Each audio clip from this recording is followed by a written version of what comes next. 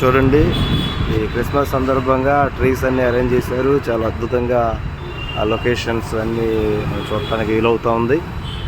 ఇక్కడ చాలామంది ఇప్పటికే ఫోటోగ్రాఫ్ తీసుకుంటున్నారు. ఇక్కడ బయట మనం ఆర్చ్ చూద్దాం. బయట నుంచి ఒకసారి ఈ లైటింగ్స్లో ఈ తోమా గారి యొక్క మందిరం, ఆయన బరియల గ్రౌండ్ మీద కట్టిన మందిరాన్ని మీకు చూపిస్తా ఉన్నా. చాలా అద్భుతమైన మందిరం. ఇది ఎక్కడ ఉందంటే చెన్నైలో ఉంది. ఒకసారి మీరు కూడా విజిట్ చేయండి. ఇక్కడ చూడండి మందిరం architecture very huge big towers are there.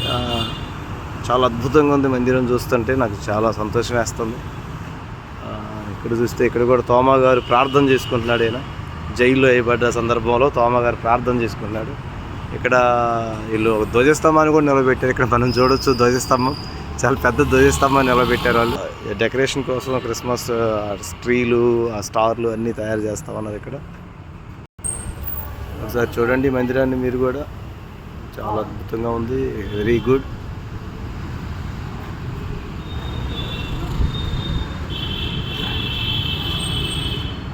మందిరం బ్యాక్ సైడ్కి మనం వెళ్ళిపోతున్నాం. అక్కడే మన బ్యాక్ సైడ్లో నుంచి తోమా గారు ఎక్కడైతే బరియల్ చేయబడ్డారో ఆ ప్లేస్లోకి మనం వెళ్ళడానికి అవకాశం ఉంది. అందుకే చాలామంది ప్లేస్కి వచ్చి విజిట్ చేసి చూసిపోతూ ఉంటారు. కాబట్టి మీరు కూడా అవకాశం ఉంటే ఒకసారి రండి అని చూడండి.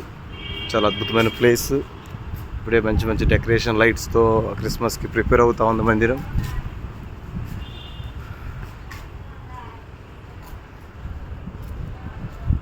ఇక్కడ చూస్తే సెయింట్ థామస్ మ్యూజియం అని ఉంది. అప్పట్లో ఆయన వాడిన వస్తువులు, తోమా గారు ఏ వస్తువులు వాడినా ఆ వస్తువులన్నీ అక్కడ పెట్టారు.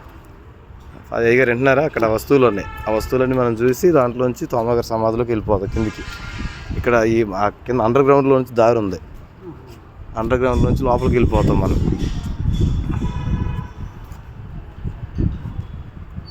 ఇక్కడ రాశారు చూడండి, సెయింట్ థామస్ గారు మౌంటైన్ రాశారు. థామస్ మ్యూజియం ఇన్ఫర్మేషన్ సెంటర్ అని రాశారు.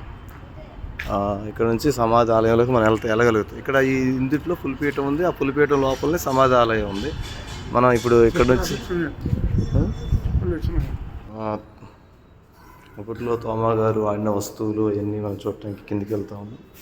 ఇక్కడ వీళ్ళు రాసి పెట్టారు, సైలెన్స్ అని పెట్టారు. ఇక్కడ మనం మాట్లాడకూడదు, ఫోన్ కూడా రింగ్ కాకూడదు.